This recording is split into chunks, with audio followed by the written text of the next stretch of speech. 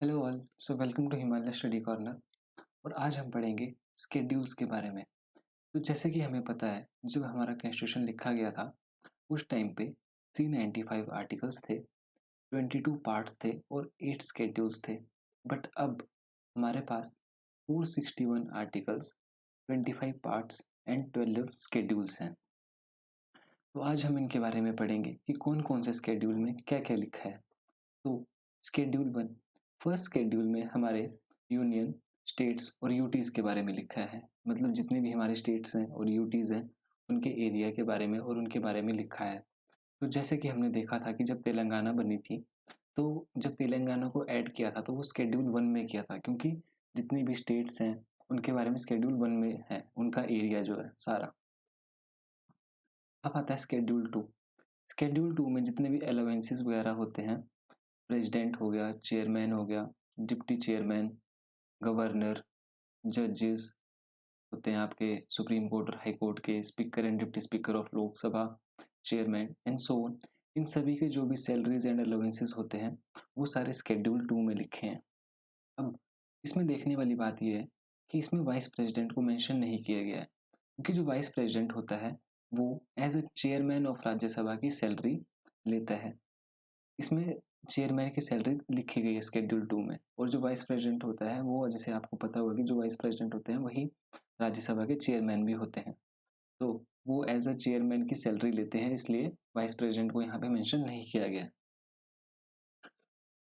सो schedule 3, schedule 3 के बारे में हमारे जितने भी ऑफिसर्स हैं या पॉलिटिशियंस हैं, जो भी ओथ लेते हैं जब वो अपने ऑफिस में बैठते हैं, ज्वाइन करते हैं, उससे पहले उनकी ओथ होती है, तो उनके बारे में स्केड्यूल 3 में लिखा गया है। जैसे जो यूनियन मिनिस्टर होते हैं, एमपीज होते हैं, मिनिस्टर होते हैं स्टेट लेवल के, स्टेट लेजिस्लेचर के जो मेंबर्स होते हैं, जजेस हो गए हमारे, तो इनके जितने भी ओथ्स हैं वो सारी हमारे स्केड्यूल 3 में लिखी गई हैं।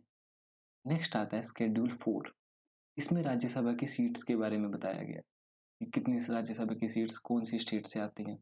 तो स्केड्यूल 1 और स्केड्यूल 4 जो है ये दोनों इंटरलेट करते हैं, क्योंकि जब स्केड्यूल 1 में कोई स्टेट ऐड होगी तो उस टाइम स्केड्यूल 4 में भी वो चीज़ उनको ऐड करनी पड़ेगी, क्योंकि राज्यसभा की सीट्स कितनी है स्टेट से। तो देखो, जैसा कि हमें पता है कि टोटल सीट्स जो है राज्यसभा की वो 250 हैं, बट करेंटली 245 मेंबर्स ये हैं वहाँ पे, जिसमें से जो है 12 मेंबर्स को जो है प्रेसिडेंट अपॉइंट करते हैं। नेक्स्ट आता है स्केड्यूल 5। स्केड्यूल 5 में जो भी स्केड्यूल एरिया, स्केड्यूल ट्राइब्स जो है इनके बारे में, जो भी इनका एडमिनिस्ट्रेशन होता है और जितने भी इनके रिलेटेड जो प्रोविजंस होते हैं उनको कंट्रोल करने के लिए स्केड्यूल 5 में लिखा गया है। लेकिन असम, मेघालय, त्रिपुरा और मिजोरम, इन 4 स्टेट्स के जो स्केड्यूल एरिया और स्केड्यूल ट्राइब है उनके बारे में स्केड्यूल 5 में मेंशन नहीं किया गया है, क्योंकि इनके बारे में मेंशन जो है वो स्केड्यूल 6 में किया गया है।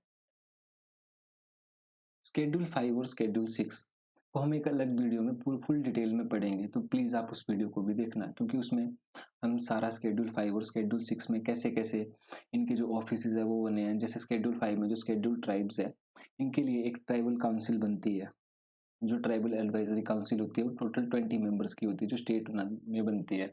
उनके बारे में हम फुल डिटेल में उन वीडियोज में पढ़ेंगे।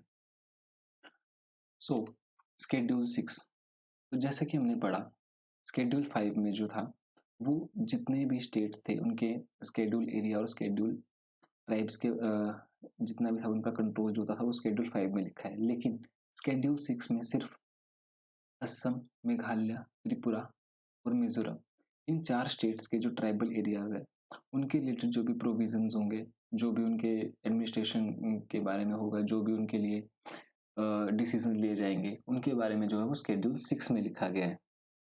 नेक्स्ट आता है स्केड्यूल 7। स्केड्यूल 7 में जो हमारे यूनियन पार्लियामेंट जो होता है और स्टेट लेजिस्लेचर के जो सब्जेक्ट्स होते हैं वो सारे स्केड्यूल 7 में लिखे गए हैं। तो जो हमारी यूनियन लिस्ट है, स्टेट लिस्ट है और जो कंकरेंट लिस्ट है उसके बारे में स्केड्यूल 7 में है। जैसे कि हमें पता है यूनियन लिस्ट वो लिस्ट होती है जहाँ पे सिर्फ सेंटर डिसीजन लेता है। तो इस लिस्ट में टोटल अभी 98 सब्जेक्ट्स हैं, बट ऐसे इसमें 97 है। वैसे ही स्टेट लिस्ट है जहाँ पे स्टेट जो गवर्नमेंट होगी वही इस लिस्ट के ऊपर डिसीजन लेगी। नेक्स्ट आती है कंकरेंट लिस्ट।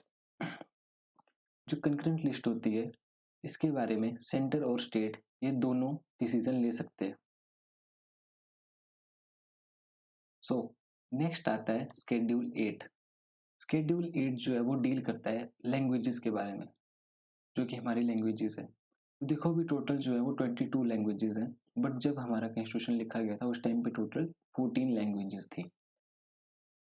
अब देखो 14 लैंग्वेजेस कौन कौन थी। एक थी असमीज, बंगाली, गुजराती, हिंदी, कन्नड़ा, कश्मीरी, कोंकणी, मलयालम, मणिपुरी, मराठी, नेपाली, ओरिया, पंजाबी, संस्कृति, सिंधी, तमिल, तेलुगु, उर्दू, बोडो, सेंथली, मैथिली एंड डोगरी। अब देखो यहाँ से फैक्चुअल क्वेश्चन आते हैं कि सिंधी लैंग्वेज जो थी वो कौन सी कॉन्स्टिट्यूशनल अमेंडमेंट एक्ट के तहत ऐड की गई थी। तो सिंधी लैंग्वेज हमारी 21st कॉन्स्टिट्यूशनल अमेंडमेंट एक्ट के तहत ऐड की गई थी। और जैसे कि आपको पता है कि जो हमारी कॉन्स्टिट्यूशनल अमेंडमेंट एक्ट होता है वो आर्टिकल 368 के तहत की जाती है, जो अमेंडमेंट जो होती है हमारी। तो ये भी यहाँ से याद रखना है कि जो अमेंडमेंट होती है वो कौन से आर्टिकल में लिखी गई है, वो 368 आर्टिकल में लिखी गई है। तो सिंधी लैंग्वेज जो थी वो 21st कॉन्स्टिट्यूशनल अमेंडमेंट एक्ट जो कि 1967 में की गई थी वहाँ से ऐड की गई थी। नेक्स्ट आती है हमारी कोंकणी, मणिपुरी एंड नेपाली। ये 71st कॉन्स्टिट्यूशनल अमेंडमेंट एक्ट जो था 1992 में जो आया था उसके तहत इनको ऐड किया गया था। और बोडो, डोगरी, मैथिली एंड सेंथली इनको 92nd जो थी कॉन्स्टिट्यूशनल अमेंडमेंट एक्ट जो कि 2003 में की गई थी उसके तहत इनको ऐड किया गया था। अब देखो ओरिया को ओडिया कर दिया था, वो किया था 96th कॉन्स्टिट्यूशनल अमेंडमेंट एक्ट जो कि 2011 में हुई थी। तो ये सारे फैक्चुअल क्वेश्चन होते हैं और ये बहुत इंपॉर्टेंट होते हैं। यहाँ से कई बार क्वेश्चन आ जाता है कि कौन सी लैंग्वेज कौन से कॉन्स्टिट्यूशनल अमेंडमेंट एक्ट के तहत ऐड की गई है। या तो स्केड्यूल 8 में ओरिजिनली सबसे पहले कितनी लैंग्वेजेस थी, वो थी 14 और अब कितनी है 22। और या तो कई बार ये क्वेश्चन भी आ जाता है कि जैसे जो हमारा अमेंडमेंट होती है वो कौन से आर्टिकल के तहत की जाती है, तो वो की जाती है आर्टिकल 368 के अंदर। नेक्स्ट आता है स्केड्यूल 9। स्केड्यूल 9 जो था इसमें जमींदारी सिस्टम को एबॉलिश कर दिया था और इसको फर्स्ट कॉन्स्टिट्यूशनल अमेंडमेंट एक्ट 1959 में जो था उसके तहत 9th स्केड्यूल को ऐड किया था। जैसे कि हमने पढ़ा जब हमारा कॉन्स्टिट्यूशन बना था उस टाइम 8 स्केड्यूल हुआ करते थे, लेकिन अब 12 स्केड्यूल है। तो 9th स्केड्यूल जो था उसको फर्स्ट कॉन्स्टिट्यूशनल अमेंडमेंट एक्ट 1951 में ऐड किया गया था। और इसके बारे में ये भी था कि जब सुप्रीम कोर्ट 2007 में सुप्रीम कोर्ट ने अपनी स्टेटमेंट दी थी जहाँ पे ये लिखा था कि जो भी स्केड्यूल 9 के अंदर लॉज आएंगे आफ्टर अप्रैल 24 1973 वो जुडिशियल रिव्यू, उनके ऊपर जुडिशियल रिव्यू भी होगा। सो नेक्स्ट आता है स्केड्यूल 10। स्केड्यूल 10 के बारे स्केड्यूल 10 जो था वो 52nd कॉन्स्टिट्यूशनल अमेंडमेंट एक्ट 1985 के इसमें ऐड किया गया था और इसको एंटी डिफेक्शन लॉ भी कहते हैं। एंटी डिफेक्शन लॉ में ऐसा होता है कि जैसे अगर कोई एक मेंबर है उसको डिस्क्वालिफिकेशन करना है, मतलब उसकी डिस्क्वालिफिकेशन हो रही है, तो वो कौन कौन से ग्राउंड्स के ऊपर की जा रही है, तो ये भी एक अलग से टॉपिक बनता है एंटी डिफेक्शन लॉ का। इसको भी हम एक अलग वीडियो में करेंगे डिटेल में, बट यहाँ पे हमें ये पता होना चाहिए कि स्केड्यूल 10 में क्या लिखा है और इसको कौन से कॉन्स्टिट्यूशनल अमेंडमेंट एक्ट के तहत ऐड किया गया है।